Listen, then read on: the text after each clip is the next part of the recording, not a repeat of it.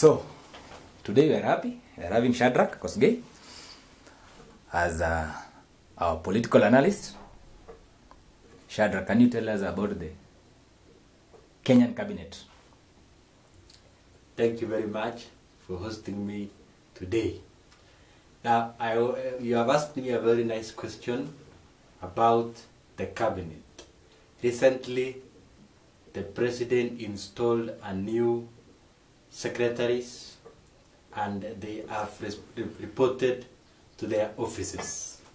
We have seen some of them still in jovial mood and honeymoon, where they are making roadside declarations, not knowing that every statement they are supposed to come up with must first be discussed by the full cabinet. That is, the president must chair the meeting and then they approve. So like Ezekiel Machogu, the CS Education, said that funding of public universities must come to an end. The other one was Moses Kuria, CS Trade, talking about Mitumba. So we are seeing this cabinet, they are excited in their new responsibilities. But first, they must be taken to a workshop or an induction to be told that when you are a cabinet secretary, politics must come to an end, you keep quiet, do your job in offices. For anything or initiative you want to come up with, you must forward as an agenda in the cabinet meeting. That is through the secretary to the cabinet. So they are, let's say they are just adjusting, but in a short while they will have adapted and know what their roles are. Because the president is seriously on hands. He is working very hard to ensure that this country comes to where it was. So, Mr. Shadrack, let's talk about Moses Kuria idea on Mitumba. And yet, that idea was from the Azimio leader, Raila Amolo Odinga. What has made Moses Kuria now see that the idea of Raila Amolo Odinga was good, and yet, at that time, they are among those people that were against that thing? Now, my friend, I think you will bear with me to understand that, yes, Raila Odinga had an idea of banning Mitumba. But the way he said it, by saying that Mitumba are clothes of the dead. And at that time, politics were at high, let's call them, they were heightened. So everyone was fighting against the opponent using any minimum utterances. That is why when Raila said that Mitumba are clothes of the dead, the opposition, which was then the UDA, took it and used it and magnified. They made a mountain from an anthill and said that the ODM leader is fighting against the hustlers. Now, that Moses Kuria has realized that yes, Mitumba should be banned and we should upgrade our own clothes. He is realizing it now. But at that time, propaganda and lies were being used by the UDA, the Kenya Kwanza, to win the election. So it was a political strategy for them to win the election. Now they have won the election, they have woken up and knew that, yes, Mitumba should be banned. So it was just about getting numbers. So it is about getting numbers. Yes. So, the Minister of Trade, what infrastructure has he put in place to make sure that Kenya will have their own clothes? Now, I think you will agree with me that these cabinet secretaries came to the office just recently. And when they arrived at the office, they looked at the power and the level of prestige in the office. Now, Moses Kuria has not submitted the agenda to the cabinet meeting. He just made a roadside declaration. That is, he just uttered recklessly that Mitumba should be banned without even providing an alternative. So let's understand that he is just being excited. But in the meantime, maybe he will sit down, have a consultative forum, and tell us the alternative for the Mitumba. So let's just bear with him, because maybe he's still on a honeymoon. He's still on honeymoon. Yes, but in the meantime, he will give us the but what does that show about our ministers? Our CS? My friend, I agree with you that all of us have come to realize that President William Ruto, although he is focused on service delivery, but the people he picked to work with him, and I think I said this, that competency was supposed to be priority number one. Professionalism was to come number two. But he went on to overlook the two factors and looked at loyalty and I think political scores of 2027. So he went, he resulted picking people who just scattered them anywhere, wherever you want to scatter them, so long as you have rewarded the loyalty without considering that Kenyans want people who can work and they are technocrats. So I agree with you that the president picked, what can I call that? So you say the president, in one or the other, yes, has failed Kenyans? He has not failed Kenyans. No, because the CS are not competent. Yes. They don't follow the protocols. Yes. You know, when you propose something, you must have done a research. Yes. You must have put mechanism in place. Yes. Before you utter a word. Yes. So how can you come up with, we are going to ban Mitumba, and yet we have only one textile that is not even performing in the country? Yes. How can we attain? I think the president, if you have seen how he has been working. No, you have told us that. Yeah. You have said that the president has brought people that are not competent. Yes. Reason being, paying for loyalty. Yes. Is it okay? Yes, I So, see that. Is that not playing with life of Kenyans? First, the president seems to be a person who wants things get done, but he must have the command and orders from his mouth. That is why you have seen him delegating duties to his deputy. So I think he was picking these people such that when he wants to say, I want this and this to be done, they don't bring an opposition and they don't become skeptical. So he wanted people who can just, let's say, smoothly run against them. So that when he says, build this dam, they build. Do this, they do that. Like the president was avoiding to appoint technocrats. And in that manner, he is punishing Kenyans, where he's picking weaklings. But we have seen his deputy hovering around and making a lot of noises and blaming Raila all the way through. That is a symbol of picking weak people. But we don't know what are the president's plans. He might be having another plan of maybe helping Kenyans through other ways. So, he might be having a plan to help Kenyans in other ways. Yeah. But do you know, the president is the captain. Yes.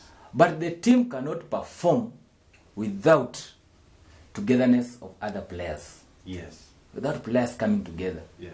If the captain can play on our own, or his own, we cannot have a good result. So, because it has happened, that he has appointed the ministers, let us not rush to underrate them. I think we can give them space. We still give them some more 100 days. We see if these people, are we overlooking them? Are we underrating them? Maybe they can perform. We cannot give them But the the more president- 100 days because the president said on the day of inauguration Yes. that when I just put this Bible down, Yes. the price of hunger will go down. Yes. The cost of living will go down. Mm-hmm. Unfortunately, the president is imposing us on a high rate of tax. Now, So, yes. where are we heading as a country? From the perspective of elections, campaign promises are just given out anyhowly, just to win the numbers. But it has now dawned on the president after inauguration that the national treasury has no money and the government cannot just start operating from day one. The economy was down. So when he arrived, he realized that what he was promising Kenyans and the reality are two contradicting things. That is why he is trying to force KRA to overwork and raise 3 trillion. He is trying to slice the budget of the ministers, whereby you avoid money of tea and mandazi, you avoid anything to raise the revenue. Lastly, he is trying to impose taxes on salaries and increase deductions to NHIF and NSSF, which have always been corrupt. Okay. How can So you those are the how ways can he's you trying to impose raise tax the money. on people and yet you have not sit down and analyze what amount of money KRA collect in a day? Again, have you closed those portals in KRA that our taxes are being stolen each and every day, so that when you add tax or impose tax to the citizens, is there security for our money? That's the big question, because in the last regime, they said Kenya lose 2 billion in one day. 2 billion. So, can you tell us about that?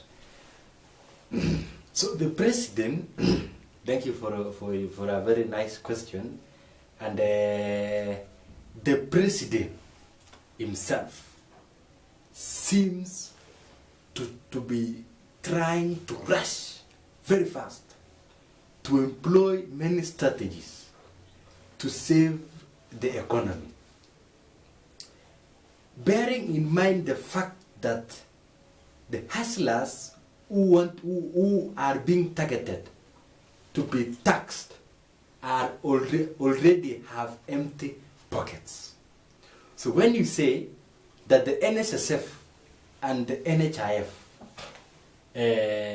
have been parading corruption deals and scandals, so therefore when you increase the taxes, that means you are increasing the money to continue eating. It was not NSSF, it was KRA. You're Yes. talking about KRA, Kenya Revenue Authorities. Those were our money. Thank you for the reminder. So I think if you saw the president when he was on a meeting the other week where they were launching, they were honoring the taxpayers, he came out strongly and told the Director General of KRA that you must tell us how we can raise 3 trillion. So when you look at the moods and the facial expressions he used to tell the DG and the mode of delivery of the speech, I think even himself, the head will go and say, yes, I have been told I have to raise 3 trillion. That means I must be rough on my employees to avoid leaking the money so that we can achieve but this. the problem So in Kenya, but the problem in Kenya is the president can say, just to say, Yes. but no follow-up. William Ruto is a different president, and you will see. You saw him in Barangay the other day, where he told cattle rustlers, dare me. Oh, you have come to my question. This Next question. man is a no-nonsense, ruthless president. It's only that we just give him time to show his Okay, true Shadrach. colors. Okay, Shadrach. Can you stop there, because today, early in the morning, Yes. in Baragoi, it has been reported that 200 ships Yes. have been stolen Yes. this today, coming today. Yes. And the president was there yesterday. Yes. So, that shows what? Now, the government has been using a strategy of where you use National Police Service to deal with bandits. And that strategy has not worked. Also, you had the Cabinet Secretary of Interior, Kivira Kindiki, saying, I will work and flush out these bandits. But if the government have been realizing that this thing of using police has not been working, I would advise that they change their strategy. Because if you realize that you are doing something and you are not giving results, yes, you have to change your strategy where you can deploy. But I can ask you a simple very question, Mr. Shadrach. Yes. From Tiati to Nakuru it is only 3 hours 30 minutes drive. Yes. So there is that bandit in Tiati who has never reached Nakuru, who has never reached any town, but that guy on a gun has some bullet. I want to bring into your attention that there are cartels who are funding this and are in the government. Cartels that are in the government. One of them is Theatre MP called William Kamket. But I think there are some people in government who fear to tell these MPs, this MP Kamket, to tell him the truth. That is why the other day he rushed to Kenya Kwanza and tried to seek refuge, to pretend he's in government. But the truth is, he is the chief bandit. But there are some people who fear to tell him the truth, that your time has come to disarm the bandits so that people can live in peace. So it is just that, I don't know, we lack courage to tell these cartels that you are wrong. Why do you people lack courage? And yet the government has power. The government has all personnel. The government has... So, you have said Kamket. Kamket is above the law? Kamket is not above the law. Then what? And I think... What is hitting the North Rift? I think the president has the matter at his hand. He has been addressed to, and he said he will deal with it. The best way is we become patient. We still give him more, maybe 100 days. Because the 100 days are considered as the days to be used to implement something. Yes. Then if we don't see any change, then we can deploy I don't know, but the parliament can, but considering the state of our leaders, they cannot even think of moving a motion where we bring in the Kenya Defense Forces to map out the area. So in short, our leaders, they don't have interest of a Kenyan Mwananchi in their heart. I know the member. They have their personal. Let me tell you, my friend. Interest. You have been hearing we are nominating people to represent the youth. How many of them have you had moving a motion or debating in parliament on talking on the issues affecting the youth? So, who nominated those youths? Because me, I haven't proposed even one youth. So, yes. So, youths are being nominated depending on which side and also they align. And also, they are just being nominated anyhow, without consideration that can these people raise issues. So, Shadrach, our time is up. Thank you for joining us. Thank you very much. And welcome. Thank you very much. Welcome you again. Thank you very much.